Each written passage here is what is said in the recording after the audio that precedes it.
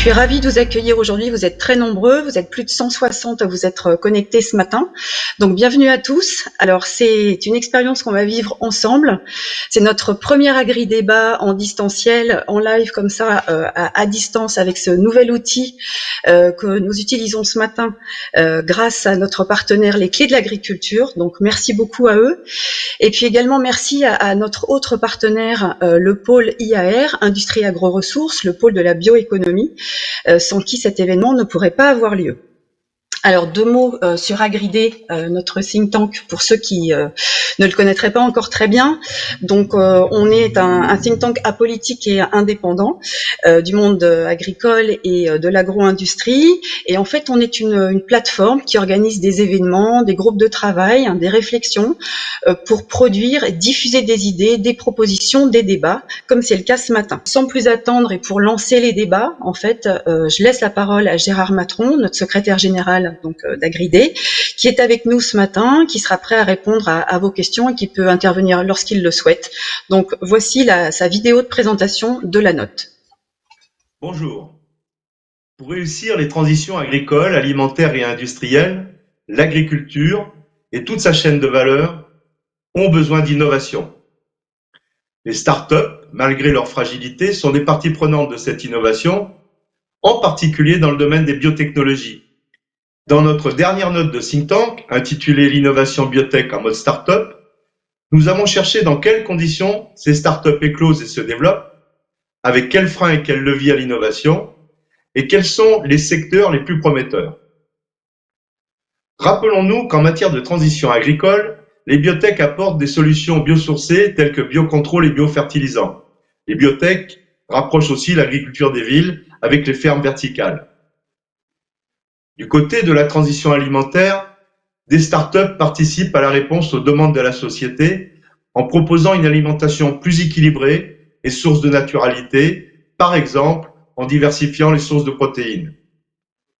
Enfin, les biotech sont des outils incontournables de la transition vers la bioéconomie, en valorisant les déchets en coproduits, ce qui permet de réduire les pertes et gaspillages alimentaires. Citons également la chimie verte et les bioénergies. Les leviers de l'innovation à disposition des startups sont nombreux. Écosystème des pôles de compétitivité, incubateurs des grandes écoles et des universités, financeurs publics et privés avec BPI France ou divers fonds d'investissement. Pourtant, freins et blocages persistent. Innover dans les biotech coûte cher. Les besoins en investissement sont élevés et la protection de la propriété intellectuelle est onéreuse. La contrainte réglementaire est forte. La mise en conformité est souvent longue et coûteuse. C'est le cas de la réglementation européenne Novel Food, sans parler de celle des techniques récentes d'amélioration des plantes qui restent encore à inventer. Enfin, des blocages psychologiques demeurent. Peur de la nouveauté, amalgame controversé entre biotechnologie et alimentation, porteurs de projets moins bien armés que d'autres pour créer leur entreprise. Au vu de cette analyse, nous proposons de convaincre les décideurs politiques et les citoyens que l'agriculture a besoin d'innovation, d'inciter et d'accompagner les porteurs de projets à innover dans les filières prometteuses, d'adapter et de clarifier l'environnement réglementaire et enfin, d'accompagner les chefs d'entreprise agricoles à prendre le risque de changer leur mode de production. Ces constats, analyses et propositions étant posés, je vous propose d'en débattre ensemble pour enrichir nos réflexions. Merci beaucoup Gérard pour cette présentation. Donc je pense que c'est un bon point de départ pour nos discussions de ce matin. D'ailleurs les intervenants sont les bienvenus pour réagir aux différents messages qui sont dans cette note. Alors, donc notre première table ronde peut commencer. Cette table ronde est intitulée Biotech, des startups pas comme les autres, point d'interrogation. Alors on va voir s'il faut un point d'interrogation ou pas. Ce que j'ai voulu montrer en fait dans cette table ronde, c'est la diversité en fait des exemples de la diversité des champs d'application des biotech dans le monde agricole, agro-industriel, pour en fait vous présenter le panel, le champ des possibles en fait, qui est plus qu'un champ des possibles, ça devient carrément des réalités de cette économie biosourcée qui se développe et qui répond à un certain nombre d'attentes des consommateurs d'aujourd'hui. Alors, honneur aux dames, on va commencer par Shirley Bio. Shirley Bio, vous êtes fondatrice de la marque Cadalis. C'est une marque de cosmétiques biosourcés. Je vous donne la parole en premier. En fait, c'est vous incarnez en fait une des applications de cette biotechnologie industrielle qui permet en fait de relier les producteurs agricoles avec les consommateurs qui ont besoin en fait de sens et de produits plus naturels. Cette source de naturalité, en fait, vous la proposez dans vos produits. Expliquez-nous un petit peu, en quelques mots, une minute ou deux, quelle est votre entreprise, où est-ce que vous en êtes aujourd'hui. Je crois que vous êtes assez avancé dans le stade de la commercialisation, en fait, de vos produits. Donc, qui êtes-vous? Comment vous fonctionnez? Donc en fait, on a deux activités. La première, c'est la recherche et le développement de principes actifs issus des déchets de la filière banane française, parce que nous, on recycle les déchets, donc les bananes moches, les hampes, les fleurs, tous les déchets agricoles. Et on a aussi une activité cosmétique, parce qu'on a une marque de soins capillaires, beauté, visage. Et donc en fait, les fondamentaux de notre société, c'est que on fait de l'éco-extraction, donc de la chimie verte, pour extraire de façon naturelle les principes actifs. On a une grosse partie de recherche et développement que nous menons en collaboration avec le CIRAD et la faculté de pharmacie qui nous a permis de déposer 3 brevets.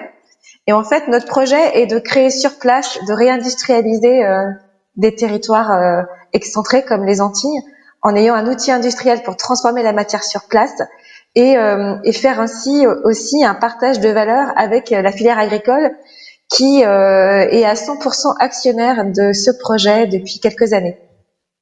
Et donc effectivement, on parlait d'engagement et de sens. C'est des choses qui sont très importantes pour moi depuis des années. Je viens d'une famille de personnes engagées. Gérer ses ressources durablement, je pense que c'est important, surtout quand on vient d'un territoire insulaire qui est petit. Essayer de faire des extractions qui respectent l'environnement, pour nous, c'est important, parce que nous sommes une société qui valorise le bio et le vegan. Et puis des valeurs aussi de capitalisme plus inclusive et plus éthique, en associant une filière ensemble, en travaillant ensemble.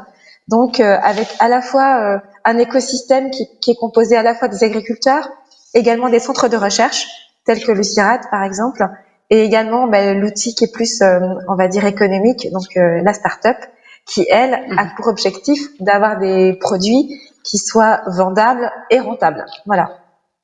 Bien sûr.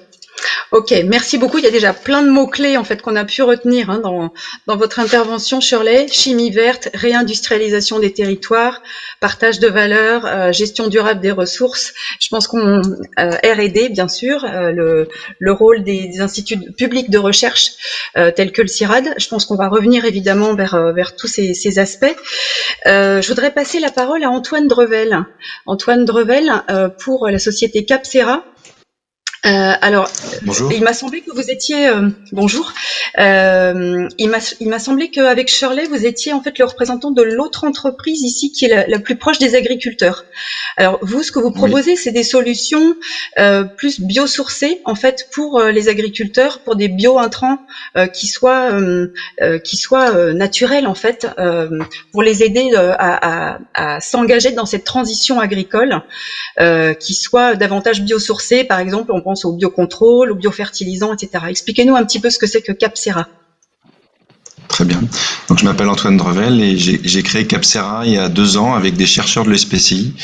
Et ce qu'on développe au sein de Capcera, c'est une technologie de micro-encapsulation. On fabrique des micro-capsules qui sont biosourcées, biodégradables, et on les utilise pour rendre tous ces intrants de nouvelle génération que sont les biostimulants, les biofertilisants ou les agents de biocontrôle plus stable au stockage, plus résistant et plus efficace au champ, on espère, à la fin.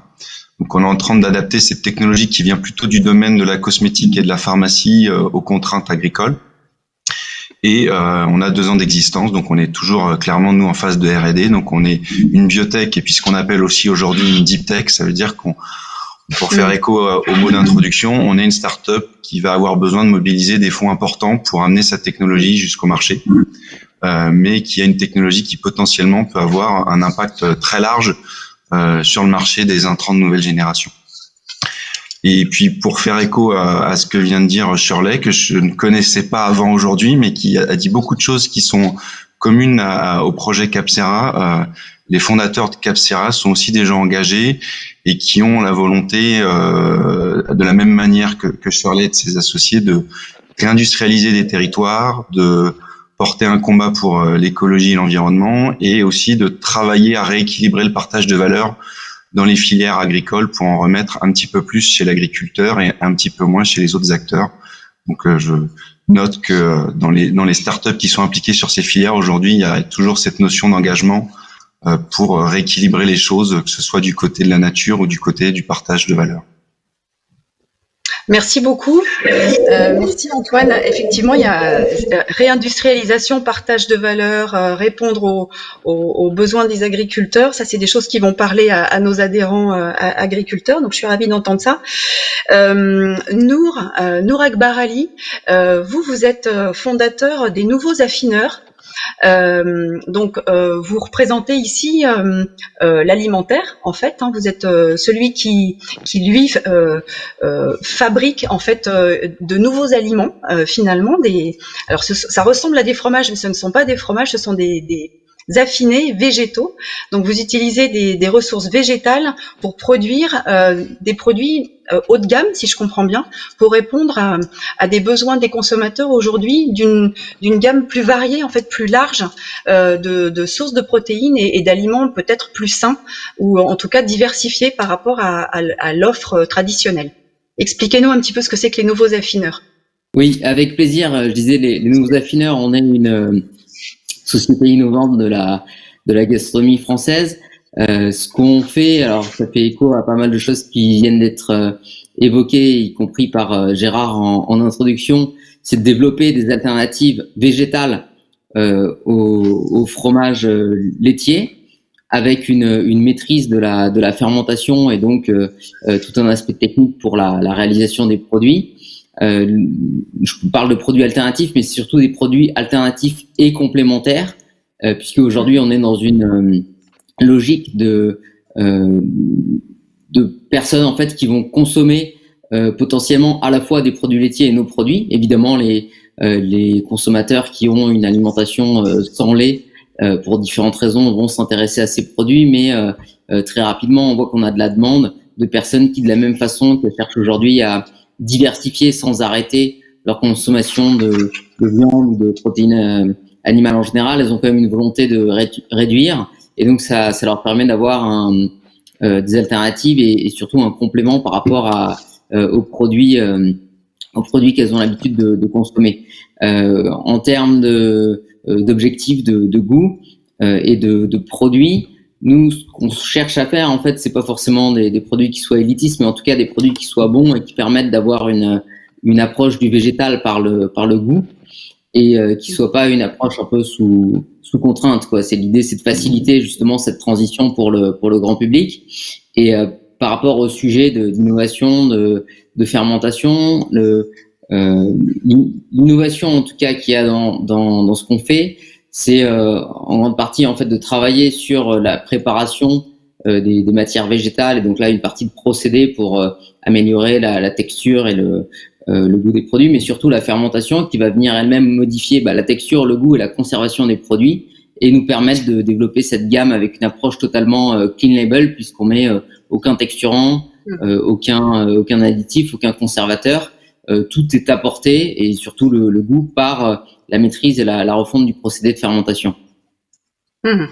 Ouais, vous parlez de clean label, et je sais que Shirley parle souvent de clean beauty, donc ce côté propre, c'est quelque chose qui vous rejoint. Ouais. Oui, pour faire écho à ce que Shirley a dit, le point qui est très important au niveau des ressources, c'est l'enjeu d'utiliser du végétal.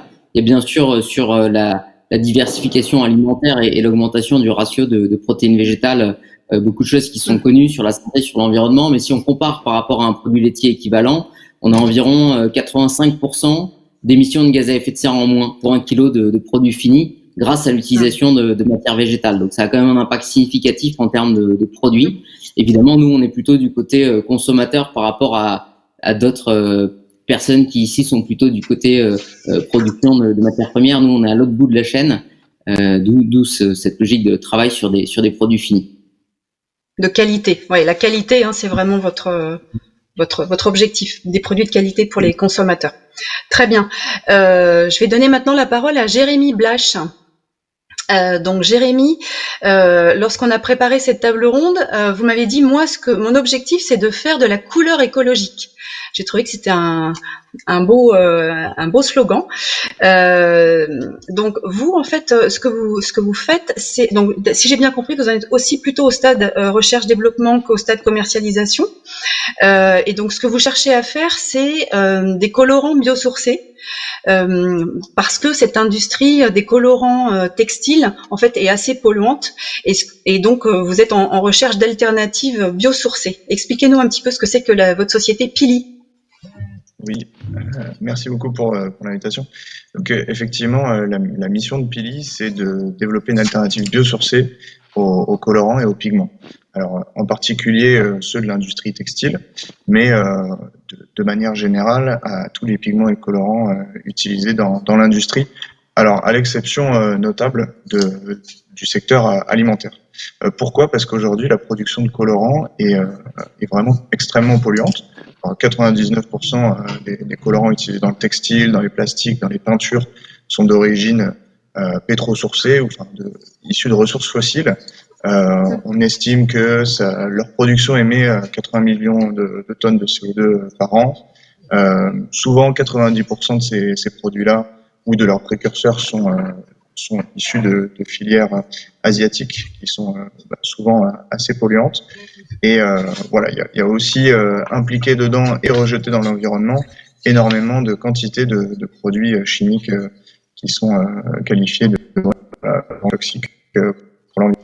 Donc vraiment la mission de Pili, c'est de proposer une alternative à cette filière de la couleur qui aujourd'hui est extrêmement polluante et est basée sur des ressources fossiles. Voilà. Notre objectif, c'est vraiment de développer des produits qui soient compétitifs et performants pour être une vraie alternative aux colorants d'origine fossile, puisque aujourd'hui, les colorants issus de filières végétales, comme les plantes par exemple, ne permettent pas d'atteindre les performances, les prix et de toute façon les volumes nécessaires aux consommations de colorants textiles, de peinture, etc.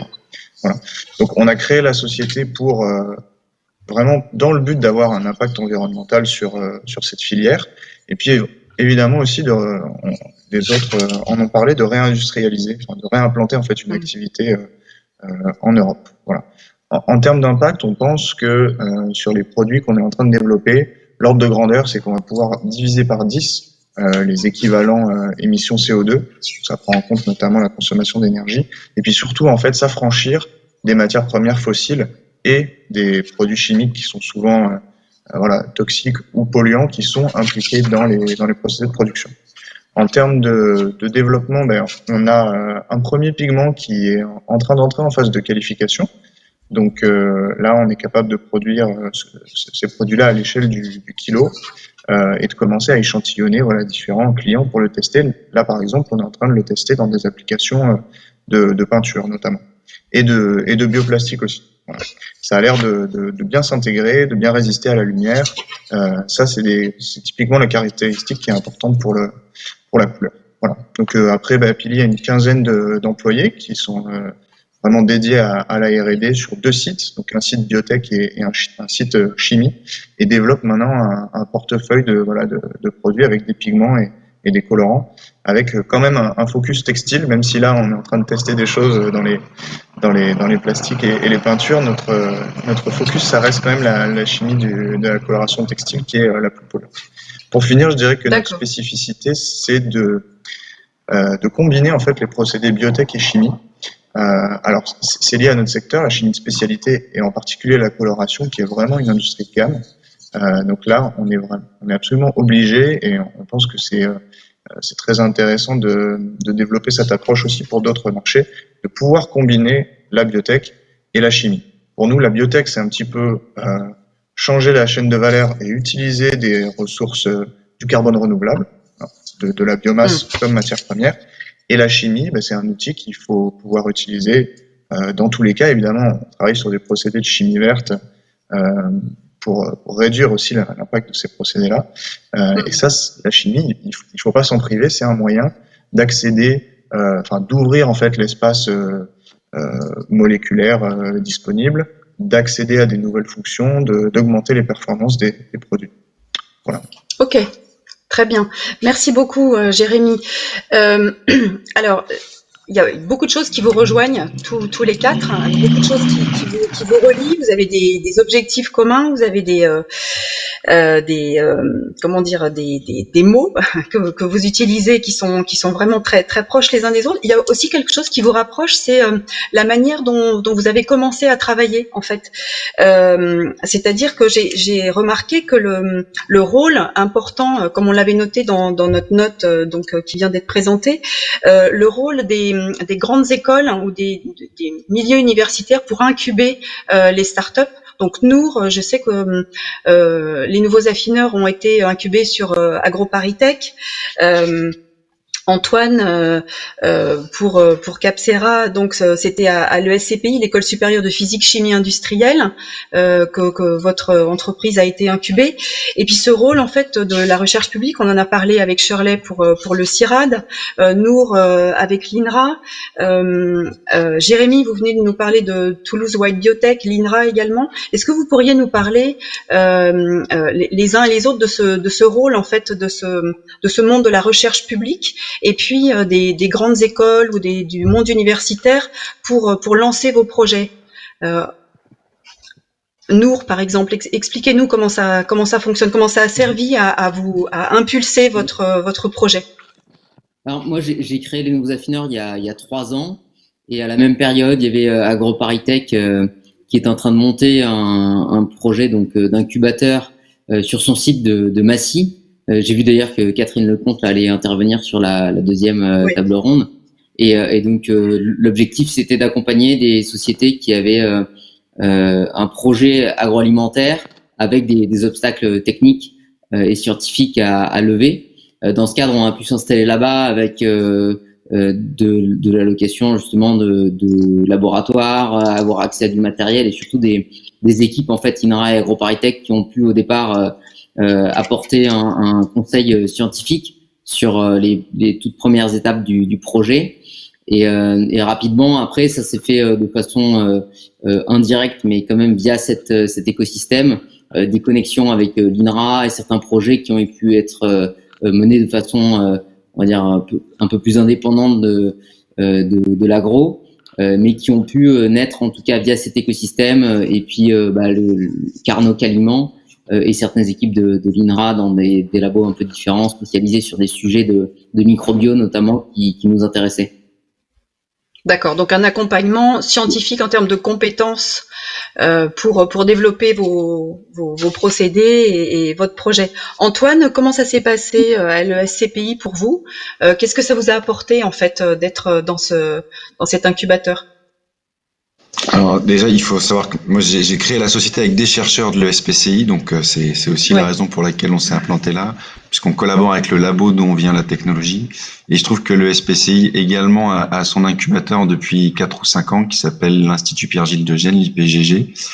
Et ce qui était important pour nous, c'était d'être proche de mes associés chercheurs pour effectivement avoir du conseil scientifique, accès à de la compétence, et aussi avoir accès à des locaux, parce que voilà, je pense que tous les 4, on est des startups qui avons besoin de laboratoires, donc c'est pas facile de s'équiper, d'avoir ses propres locaux dès le début. Donc quand on peut bénéficier d'un environnement technique avec des infrastructures qui sont faciles d'accès et en général gratuites ou en tout cas à des prix très attractifs, ça permet de se lancer et de pouvoir rapidement développer des choses à moindre coût. Et ça, c'est le cas à l'ESPCI, l'incubateur, on donne accès à des plateaux techniques, à des infrastructures très facilement, donc c'était vraiment bien pour ça. Et la proximité avec donc mes associés et les compétences. Et en parallèle de ça, nous on collabore aussi beaucoup avec l'université de Reims. Ça, c'est pour la partie agronomie.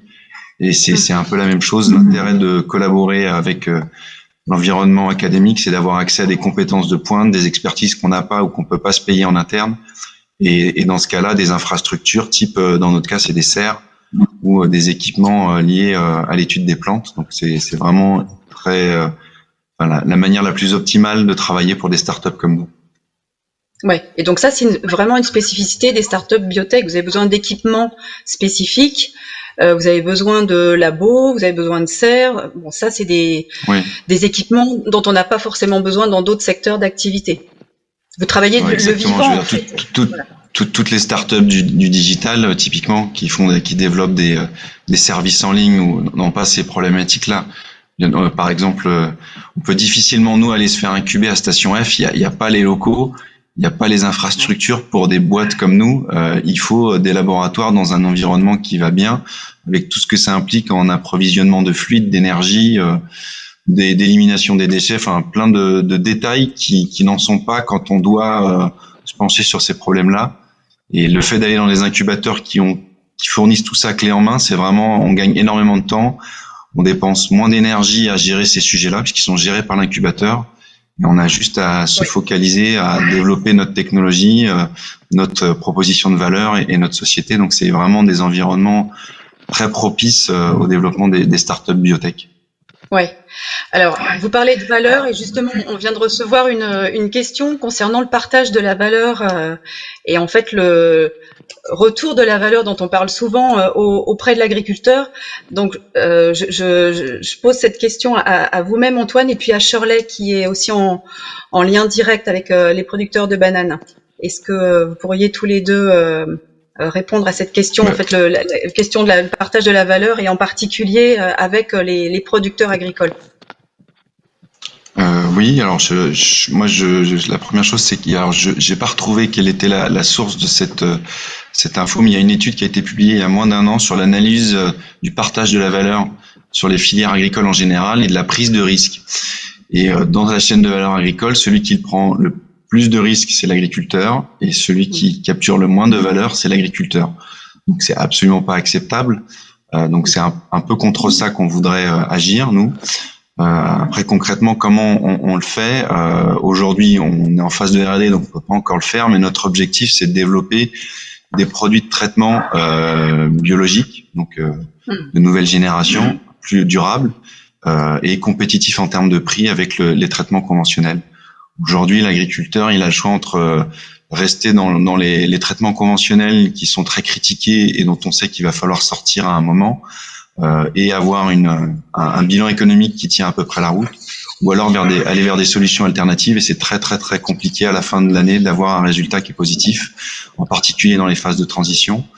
Et en général, ça consiste à se positionner sur un marché de niche qui est l'agriculture biologique, pour très très bien valoriser sa récolte. Et c'est pas comme ça qu'on va réussir à avoir un impact massif sur l'environnement. Il faut aller sur les grandes cultures, sur les cultures textiles, les grandes cultures industrielles. Il faut pouvoir proposer à ces grands agriculteurs céréaliers, par exemple, des produits compétitifs et qui leur permettent de combiner durabilité et rentabilité.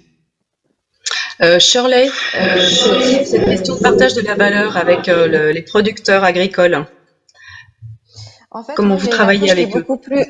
Moi, j'ai une approche qui est beaucoup plus inclusive, en fait, puisque dès le départ, je trouvais que c'était important de les avoir avec moi, à mes côtés.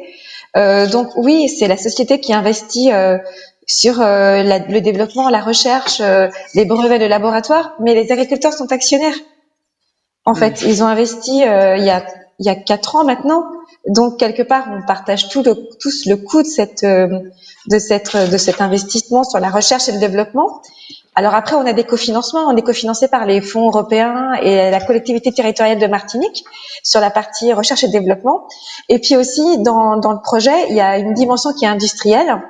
Et là, pour le coup, on est en train de travailler avec eux pour voir comment on pourrait développer ce site industriel ensemble et comment trouver le moyen de partager la valeur, pas que capitalistique, mais également le revenu de la production des matières premières.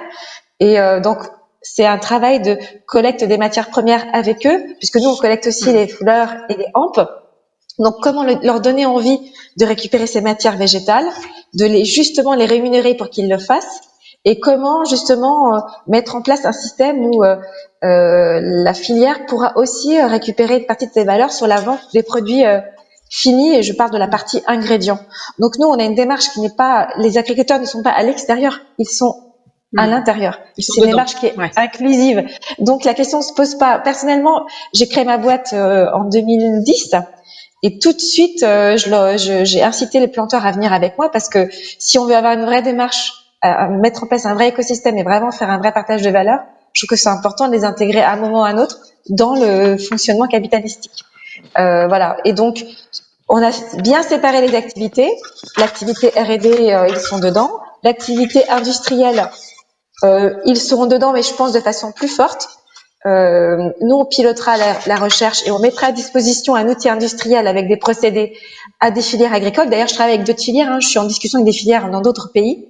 Et donc, l'idée, c'est qu'on fasse des systèmes de licence industrielle où l'agriculteur possède cet outil aussi et est responsabilisé dans la valorisation de ses coproduits. Donc, c'est une démarche qui est un peu innovante et différente, mais qui est plutôt inclusive, entre guillemets, et participative. D'accord. Ok. Finalement, une question que je pose à tous les quatre, qu'est-ce qui a été le plus compliqué pour vous? Qu'est-ce qui reste le plus compliqué pour vous? On a parlé du besoin d'investissement, de pouvoir bénéficier de locaux, de labos, de serres, d'équipements spécifiques. Donc, vous avez besoin d'argent, bien sûr.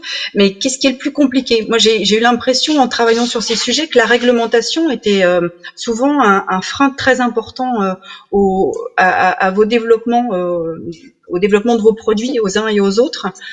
Shirley? Si je peux commencer.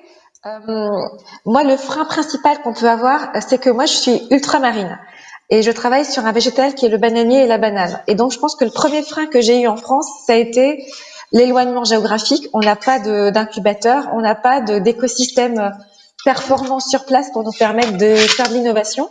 Ce qui nous a amené à venir à Montpellier et à être accueillis par le CIRAD et la faculté de pharmacie de Montpellier. Donc, une obligation de se délocaliser en partie le temps d'apprendre et de développer les procédés avant de pouvoir revenir. Ça, c'est un frein. On n'a pas de fonds d'investissement, en tout cas à l'époque, ça commence à changer, mais qui investit naturellement sur les outre-mer. Et ça, c'est aussi un frein parce qu'on a besoin quand même de se développer et donc de fonds. Heureusement, il y a des dispositifs quand même public avec le FEDER, le FEADER, la BPI qui est là et les régions des Outre-mer. Donc ça, c'est bien. Ensuite, l'autre frein, parce qu'en termes de réglementation, c'est pas un réel frein pour nous parce qu'on fait toutes les démarches pour être conforme aux attentes des instituts qui réglementent nos nouvelles matières premières ou nos nouveaux procédés.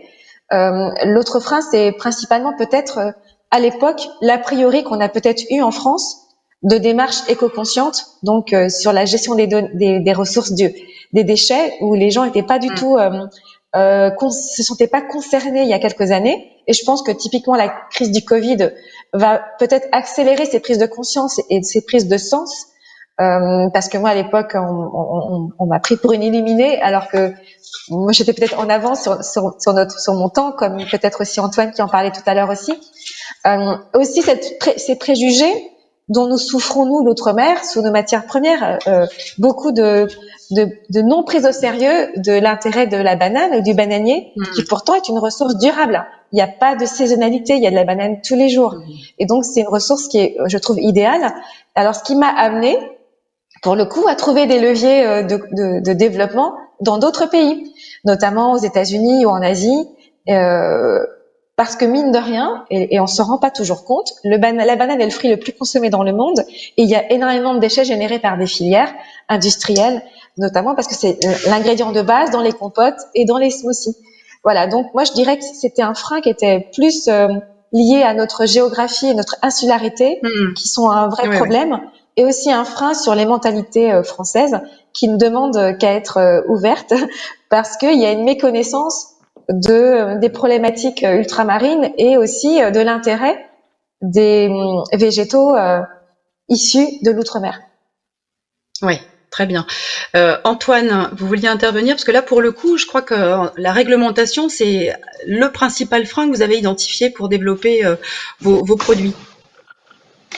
C'est oui, certainement la barrière la plus difficile à passer pour accéder au marché des intrants agricoles. En particulier en Europe, sur tout ce qui est pesticides, puisque même si on développe des alternatives naturelles, des biopesticides ou des agents de biocontrôle, tels qu'on les appelle en France, on dépend de la réglementation des pesticides en Europe. Et le niveau d'exigence est à juste titre élevé. Il n'est pas envisageable de mettre en marché des produits qui ne sont pas performants. L'enjeu est trop fort pour les agriculteurs, mais du coup, ça met des contraintes. Et ce qui pose un petit peu problème aujourd'hui, c'est que ce cadre réglementaire, il a été historiquement conçu pour des produits d'origine chimique, donc des procédés de synthèse, un cadre de l'industrie chimique. Il n'est pas tout à fait adapté aujourd'hui aux produits de nouvelle génération qui sont d'origine naturelle. Donc, c'est soit des extraits de plantes qui sont extraits des plantes, soit des produits de fermentation microbienne. Donc, c'est très différent en termes de procédés, de spécification du produit fini. Donc, il y a un enjeu là-dessus qui est assez élevé. Et ça crée en plus un contexte concurrentiel qui est pas très équilibré entre les zones géographiques, entre l'Europe et le reste du monde, entre différents pays européens. Quand on parle des biostimulants, pour l'instant c'est pas harmonisé, donc selon les pays c'est pas tout à fait pareil. Il y a des pays où c'est très facile, où il y a une exigence qui est très faible, et puis il y a des pays comme la France qui font les choses sérieusement. Alors ça prend du temps, mais ça permet d'avoir des produits qui sont bien contrôlés et bien maîtrisés avant d'être mis en marché. C'est plus difficile. Donc il y a un enjeu à trouver le juste milieu entre être exigeant pour pas faire n'importe quoi et devenir un frein qui ralentit considérablement l'entrée en marché de ces solutions alternatives aux intrants conventionnels. Nour, j'ai l'impression que pour vous, la réglementation a moins été une contrainte pour développer vos produits, vos affinés végétaux.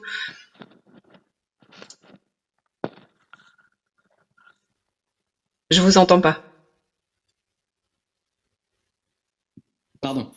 Du point de vue réglementaire, en fait, comme on est sur la production végétale, par rapport aux contraintes, par exemple, d'agréments sanitaires et autres, la réglementation est simplifiée par rapport aux transformations de produits animaux. En France, en tout cas, il y a une distinction entre les deux. Et après, aujourd'hui, on utilise des matières premières qui sont déjà connues et consommées en fait de façon classique, avec des ferments qui eux-mêmes sont pas forcément utilisés dans ces applications, mais qui sont aujourd'hui des ferments connus. Donc à ce stade, par exemple, on n'a pas de contraintes type novel food ou autre, puisqu'on rentre dans des combinaisons d'ingrédients, en ce compris les souches qu'on va utiliser pour la fermentation, qui sont déjà connues et consommées de façon classique en Europe. Donc, voilà, parce que et les matières premières que vous utilisez, en fait, sont pas des nouveaux aliments. Vous utilisez de la noix de cajou, du soja, voilà, et du soja. Et d'ailleurs, par rapport à une des questions qui a été posée précédemment, donc concernant en fait la répartition de valeur, nous aujourd'hui, on utilise ces matières premières. Donc, par exemple, sur le soja, on travaillait jusqu'à présent avec des producteurs donc en Italie et en France, et là on va passer sur du soja 100% français. Et sur la production de noix de cajou, selon les modes de production et selon les endroits, il y a pas mal de questions en fait sur certaines conditions de travail, de protection des travailleurs ou autres. Nous on a une vigilance particulière. Là on travaille avec certains producteurs qui ont des certifications Fairtrade, et notamment dans le décortiquage, on s'assure que ce soit toujours fait de façon mécanique et pas manuelle, ce qui assure une protection bien meilleure en fait des travailleurs qui décortiquent les noix. Ça, nous, c'est l'impact qu'on a en fait au niveau des choix de sourcing et de valoriser des filières qui sont elles-mêmes plus responsables. Donc en fait ça c'est nous on est transformateurs, c'est le plus gros impact qu'on peut avoir. Après c'est dans la sélection de nos matières premières qu'on va proposer au client final sous forme d'un produit transformé. Voilà un petit peu par rapport à cette question de valeur. Et j'ai vu qu'il y avait une question sur pour répondre sur l'impact en fait carbone et la comparaison. Nous voilà avec ces matériaux en tenant compte, donc le soja est produit en France. Et les noix, c'est un type d'ingrédient qui a un impact en fait carbone extrêmement faible, voire négatif sur certaines familles de noix. Donc malgré le transport qu'on a, parce que ça c'est des produits secs, mais bon qui sont non périssables, donc qui ont une durée de vie assez longue, un impact carbone faible sur le transport. Malgré ça, n'ayant aucune émission de méthane en fait dans notre dans la production des matières premières qu'on utilise, on a une baisse drastique des émissions de gaz à effet de serre en équivalent CO2. Donc c'est évidemment un équivalent CO2 et pas uniquement le CO2 qui est évalué là-dedans. La question spécifiquement de quelle base de comparaison on a utilisé, en fait, quand on regarde la production laitière ou les productions végétales, il y a pas mal de données différentes selon qu'on aille regarder des productions intensives, extensives ou intermédiaires. Donc là, on a raisonné à chaque fois sur des niveaux équivalents, qui étaient en général les valeurs médianes par rapport à ces différentes bornes, soit du très intensif ou du très extensif. Voilà pour la réponse. Merci. Ouais, il y avait une autre question, je pense qu'il s'adressait un petit peu à tout le monde en termes de retour sur investissement pour chacun de vos projets. Alors, j'imagine vous pouvez répondre si vous en êtes au stade de la commercialisation, mais si vous êtes encore au stade de la R&D, c'est un peu plus compliqué. Jérémy, vous vouliez intervenir? Jérémy Blache, vous m'entendez? Oui. Oui. Oui. Sur le retour sur investissement, effectivement, c'est difficile de dire pour le moment. Moi, je dirais qu'une difficulté qu'on a, c'est effectivement le temps de développement.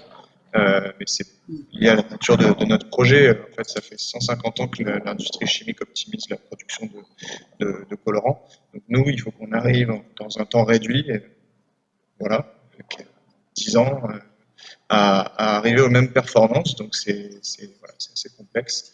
Donc sur le retour investissement, difficile de dire aujourd'hui quel sera le retour. Et sinon, par rapport, nous, je reviens sur les questions précédentes, à ce qui nous a beaucoup aidé, ça a été à la fois effectivement les plateformes technologiques à Toulouse, qui nous permettent d'accéder en fait à un équivalent d'à peu près 10 millions d'euros d'équipement tous les jours. Donc, on n'aurait jamais pu utiliser ça pour notre développement. Et le soutien en fait de BPI France, qui a eu des outils et des mécanismes pour répondre à nos enjeux de financement à chacun des stades de développement. Donc je dirais que là-dessus, c'est quand même bien fait, très bien fait et adapté au type de société qu'on est, donc très technologique et qui a besoin de temps et de financement. En tout cas, jusqu'à présent, ça a bien, les différents dispositifs ont bien collé avec nos différentes phases, nos différents enjeux. Je reviens, j'essaie très rapidement de faire les différentes questions qui sont passées par rapport à la valeur qui peut être partagée avec les agriculteurs. Je pense qu'il y a deux potentiels. Le premier, c'est quand même avant tout de partager le risque de développement et donc l'investissement. Et le second, c'est sur le sourcing, donc de toute la biomasse qui sera dans notre cas notre matière première. Et là, il y a plusieurs pistes possibles. Je pense que le challenge qu'on doit consommer, qu'on doit atteindre, c'est d'utiliser des coproduits agricoles et donc d'être dans une complémentarité des usages de la biomasse plutôt que d'utiliser les mêmes produits qui pourraient être utilisés dans l'alimentaire. Donc je pense que ces deux enjeux-là, ils peuvent se rejoindre le jour où on a identifié quelle est la bonne source de biomasse, quels sont les bons coproduits agricoles, et à ce moment-là, en tout cas c'est comme ça que je me projette aujourd'hui, ça peut être pertinent en fait de faire des opérations d'investissement de la part des agriculteurs qui représentent ces filières-là, pour que voilà, finalement on investisse ensemble dans une activité qui va pouvoir valoriser des coproduits et valoriser la biomasse différente. Ok, je vois une question qui vous est adressée à vous et à Antoine. Quelles sont les difficultés et besoins pour réussir à créer votre légitimité business dans un secteur qui est tenu par les agrochimistes de dimension internationale? Quels sont les acteurs sur qui vous pouvez vous appuyer pour cela?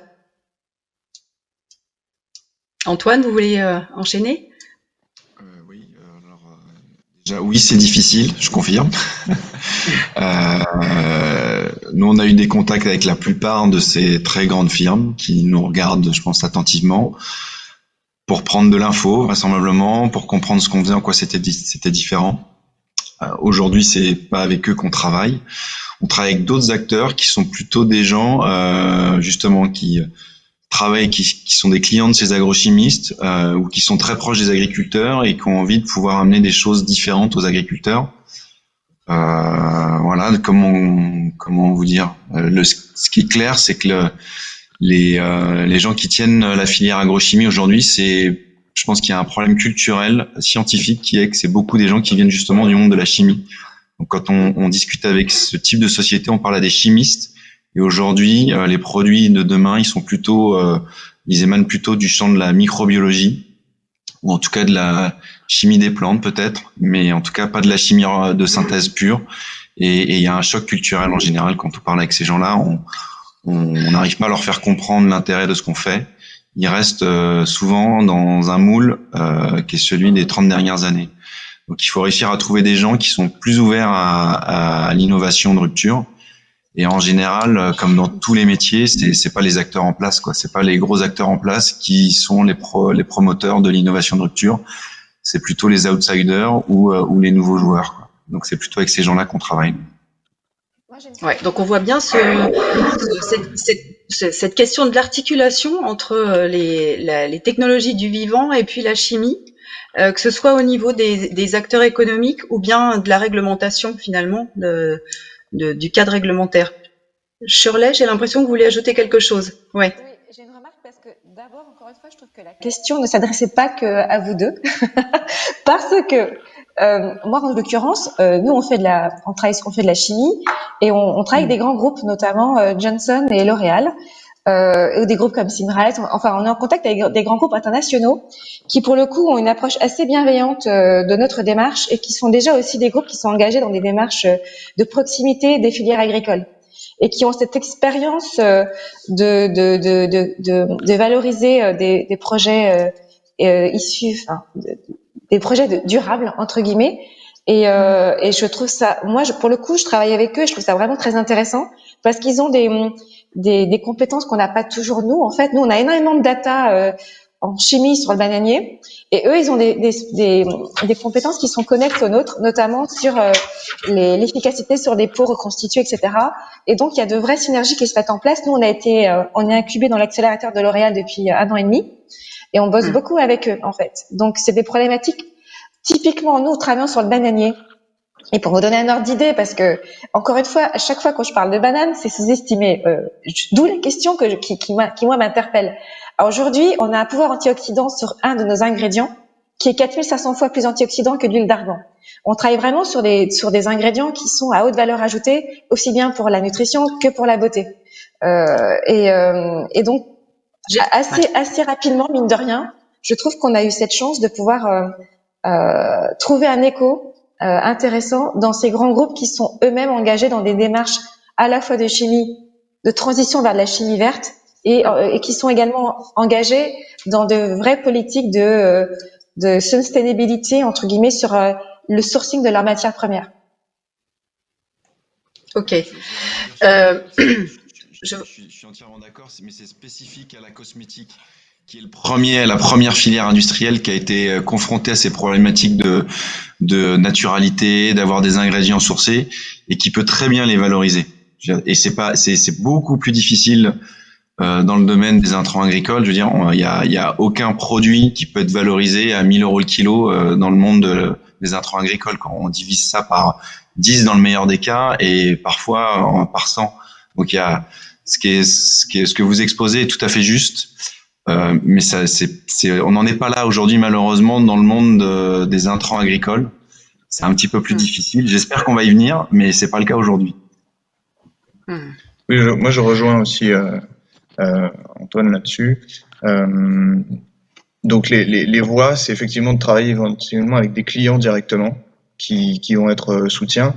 Nous, typiquement, c'est directement des teinturiers ou des marques qui sont intéressées par nos produits et qui vont le plus pouvoir nous soutenir, qui sont prêtes à tester, qui sont prêtes à nous signer des lettres d'engagement qui sont parfois super importantes pour avoir des financements.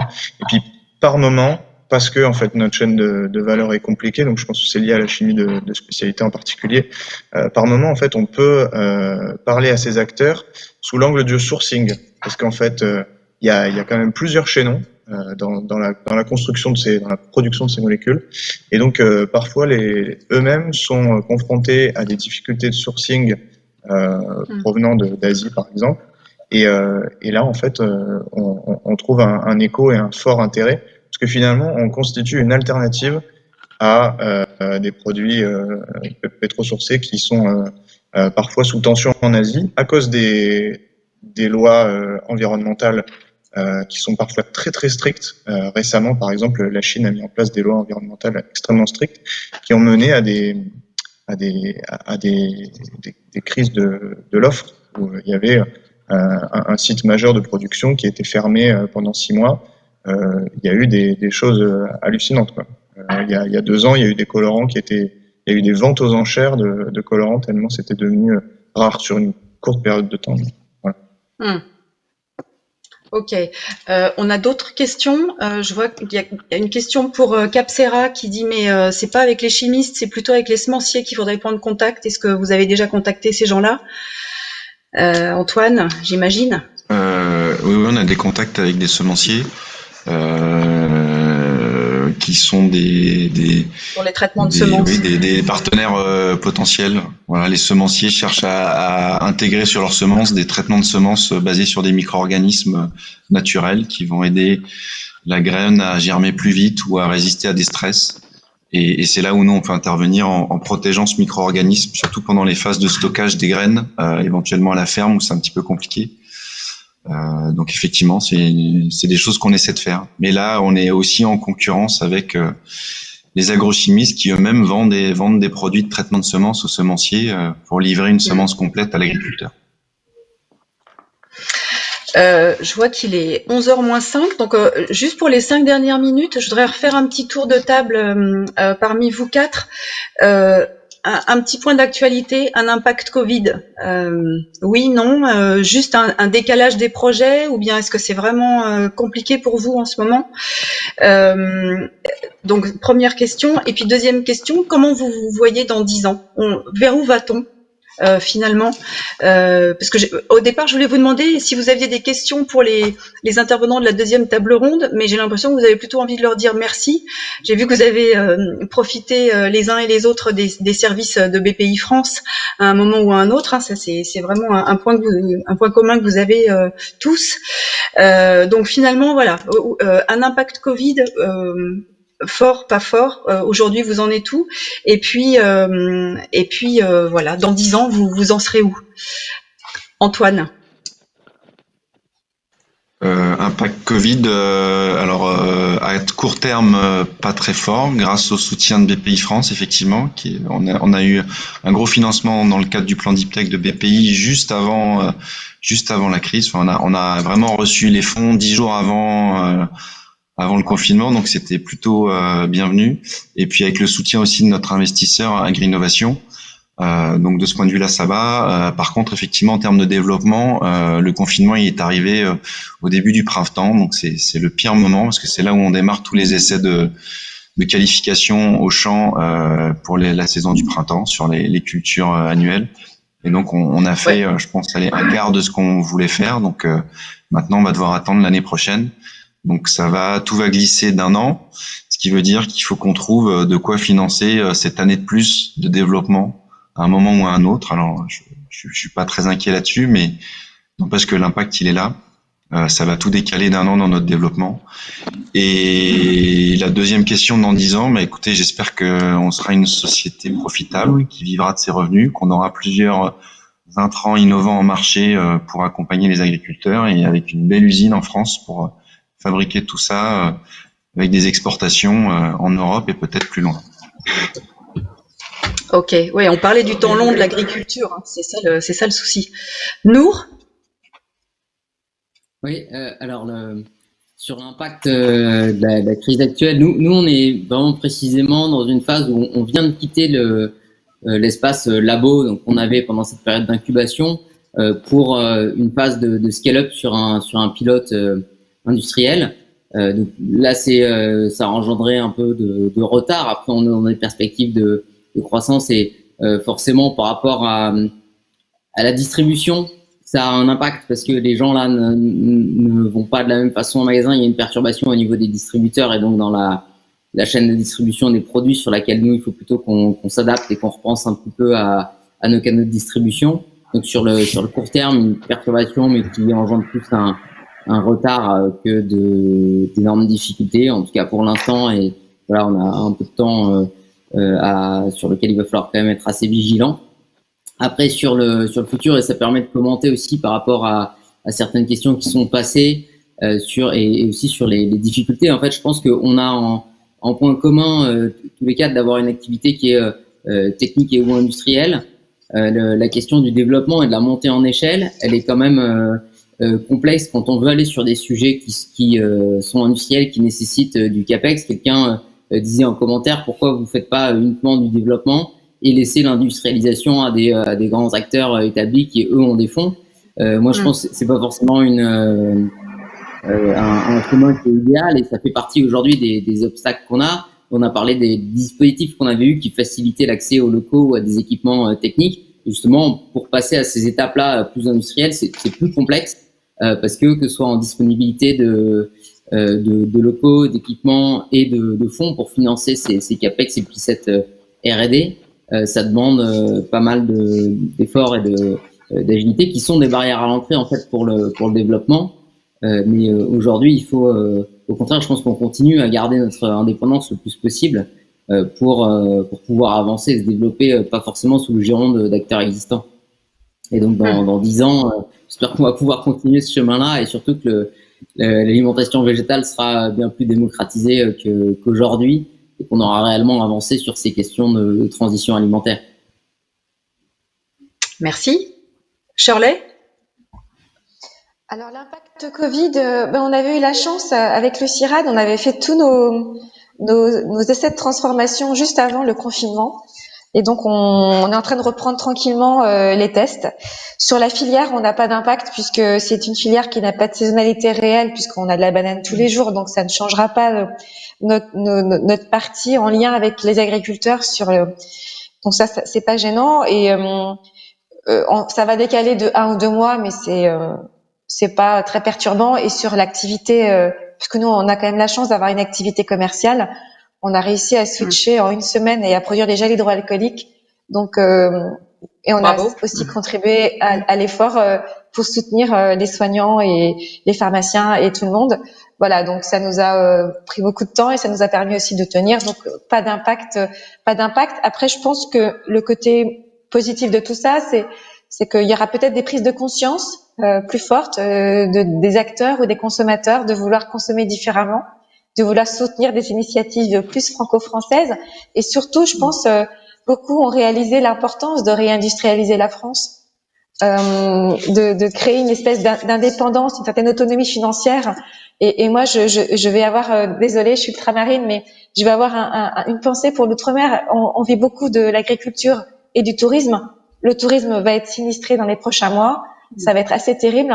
Et donc, plus que jamais, des initiatives qui vont permettre de créer des nouvelles activités industrielles en lien avec l'agriculture, je trouve que c'est super important pour notre autonomie financière et notre survie économique. Voilà. Merci beaucoup, Shirley. Jérémy, le mot de la fin. Oui, alors je vois que l'heure est, donc je fais vite. Le point Covid, à court terme, impact neutre grâce aux aides gouvernementales. Nous, ça a été mis en stand-by. On est principalement dans les phases R&D. Pour la suite, il reste une petite incertitude puisqu'on va devoir se refinancer d'ici 1 an environ.